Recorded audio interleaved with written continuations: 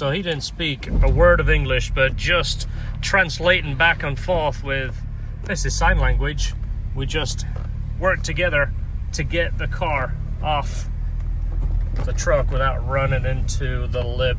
This is the list and this is the parts. We just laid it out. We like to do this kind of like a visual. We can look at it as the list, check it off, and know that it's actually here, and it's just part of that feeling like you're organized. There's a few things he's bought from us, as you see there. Right now we've got to run to Superior. There is a 1926 Ohlins there that needs a gas tank.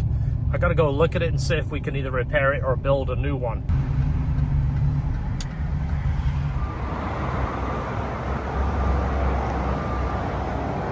That's the gas tank. Let's get it back to the shop. We'll look it over and see what we can come up with. One of the things I'm going to look at is the fuel cap. It's the original cap, and he wants that to be original. The rest of the tank can be made out of anything. So I want to see if anybody makes like a reproduction, the inlet to the gas cap. If I can get it out of aluminum, then I can build the whole tank out of aluminum.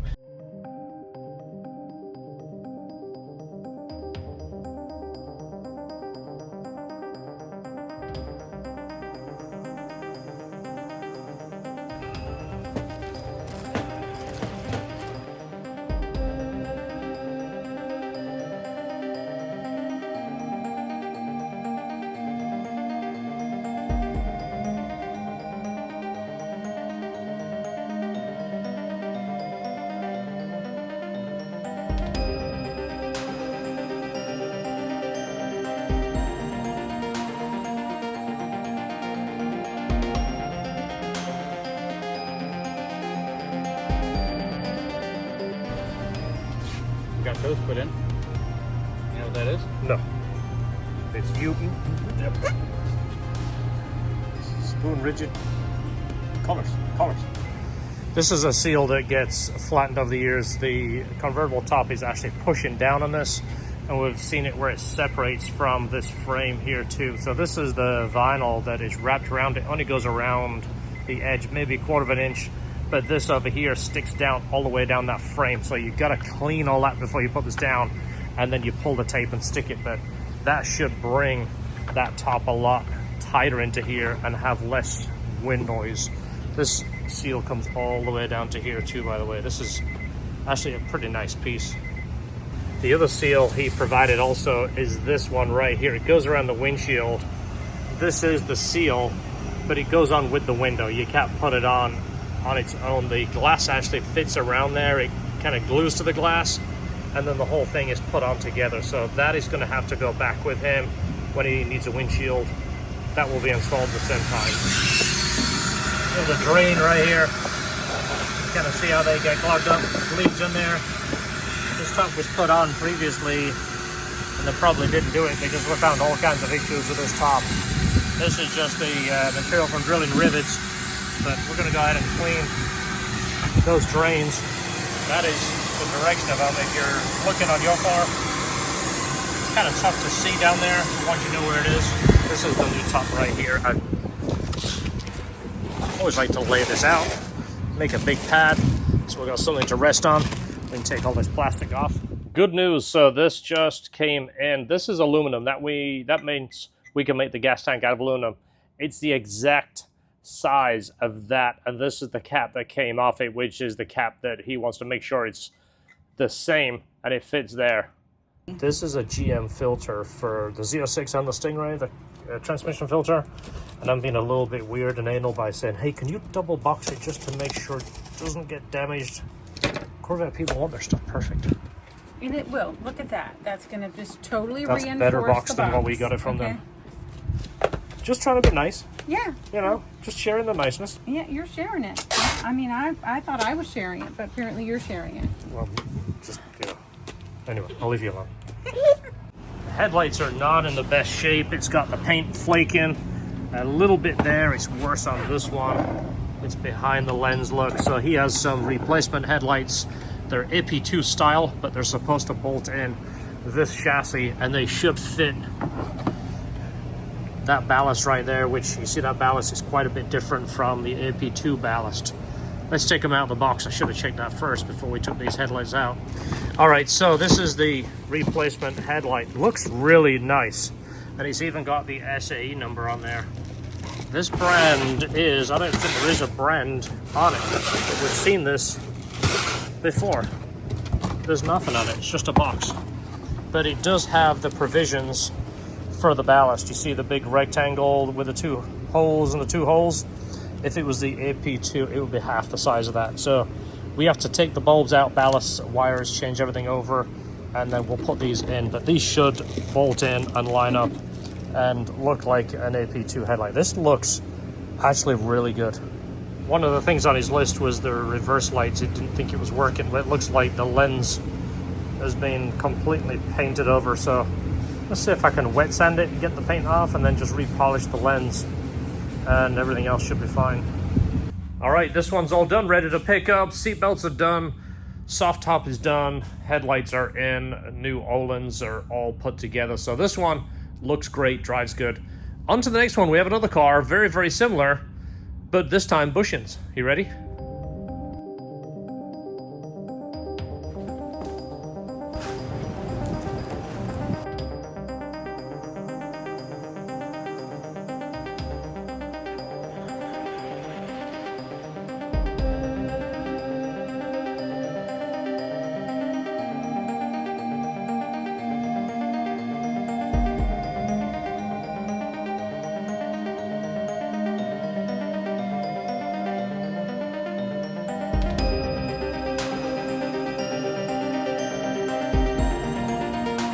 It is super hot today, so we're gonna try one of these coffees. So you know what I'm gonna do? We're gonna do a caramel. What we'll do is George and I'll have the same thing, and then we can tell Esther she has to do that too. What do you think to it, George? That's really good. That was really good. Yeah. And my can's already in. Yeah, I was gonna say, I just finished it. It is definitely like a quick drinking coffee. One thing to note, if you're doing your suspension, make left and right the same. Obviously this, we want the Ohlins to sit outwards so you can see it. Bushings are all in there. You don't tighten the bushings until it's on the ground, under load. But this is just one of those little PSA things. It's just a reminder, because I just put one on backwards and then realized myself, so I just switched it back around. You want the Ohlins outwards, but you just want them to match. If Honda did this, we wouldn't fight with those things as we do. Yeah, well, we wouldn't have to buy more and give Honda more money, though. Yeah, that's true. So if we do your bushings, even if these come out, like one of them did, one came out great, the other one we had to grind and cut and hack and do all that, make a big ginormous mess. That's a new one there. There's a new one we're replacing it with. But even if we get the one out, we're gonna anti-seize everything. So years to come, you can work on this thing and your alignment guy can get to it. So that's a PSA, something to look out for. This one is already done and it's got the anti-seize. Obviously there's the new bushing, but it's got anti-seize all the way through, so it's not going to give you any issues. Like I say, I wish Honda would do that, because when it does that, that is a real pain. Not to mention a whole bunch of blades, both some cheap blades, some expensive blades.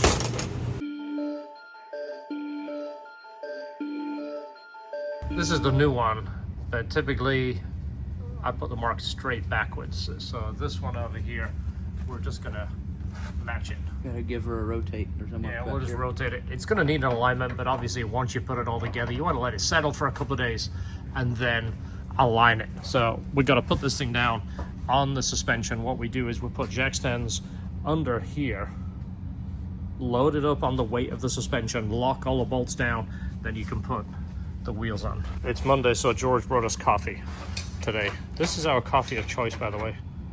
It's the same one that George is drinking. Yeah. So that's thank you to you guys. You guys that send coffee cards, thank you so much. Hopefully you are entertained by our videos and learn something. So many people say, hey, I like your videos, I'm gonna send you a Starbucks card. So I'm gonna keep the videos going because we like free coffee. But again, thank you so much.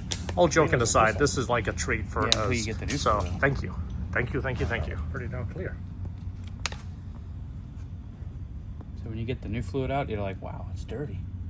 But it doesn't look dirty until you get the new stuff. These are OEM H's. We've been working on these in the background. These are for 02 to 09 front and rear H's. We sent them out to our paint shop. They had to be stripped, primed, edge primed, painted, and baked. We've got the color and the finish to match the CR S2000 emblems on the sides. We're selling a bunch of those, and we just recently had a couple of cars that we did all matching the sides and the H's. So this is something we've done a limited amount. These are front.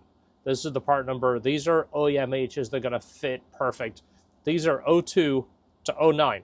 Give you an idea, the 2000 2001s, these will fit, but these H's are slightly larger. I'm going to get some pictures and another video showing you side by side. We're going to actually install these, but this is the exact finish of your CR emblems. That way, if we sell you those with the fixtures, we can sell you the H's too. Everything will match. These look absolutely fantastic on a white car, yellow car, silver. Honestly, they look good on anything. So many people buy our black S2000 emblems. There you go. Check them out. By the time you see this video, they should be in the store. Like I say, limited time. All we did was, I think, 20 sets. And these cost us a small fortune because there's a lot more work involved than we realized. Nothing like a last minute end link. There was the bit we saved. We tossed the rest of it, but that is essentially that guy right there. These are expensive little buggers, but you know what? OEM is always the best, so the other one is in good shape, so we'll just replace that side. The good news is I did order 2 more, so next time this happens, that's essentially what that guy does. This car is pretty much done. We're going to put it on the ground and do one more road test. So just to give you a heads up, this car has the old price on the Ohlins. When I say old price, I just ordered more and the price went up. $350 our cost. Good old tariffs. I'm not going to go into it. You guys can comment all you want.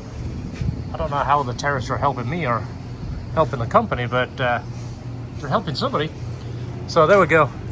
New end link, new bushings, new shocks. This thing is going to be fantastic. Just test drive this thing, make sure there's no funny noises or nothing weird. Make sure the alignment is somewhat close. And again, it does need an alignment, but it really needs to settle. I would say a couple of days of driving. I mean, you're not going to be that far off that you're going to destroy tires, but you don't want to align it twice. What I typically do is go over a bunch of bumps, see if we can hear anything weird. And then, of course, I go down here because it's nice and quiet, and I go by the curb and listen if there's anything squeaking. You know, if you've got one of the rotor shields close, it'll make a bit of a squeak sound. It'll echo off the curb. One thing you will notice, as soon as you touch the wheel, it's got a lot quicker response, a lot more direct feel. Obviously, tightening everything up adds up to a lot. I've said this so many times. It's the same exact kit that I have on my car.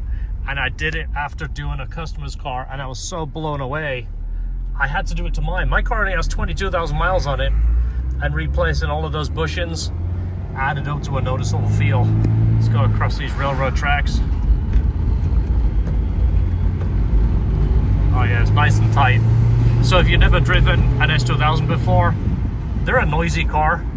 So if you're coming from, you know, a real new car and then you get an S2000, they'll feel rattly. But after you drive them all the time, you get a good feel, an indication of what they should feel like. And this feels fantastic. It does have a check engine light because it has an aftermarket cat. I think it's an HKS cat.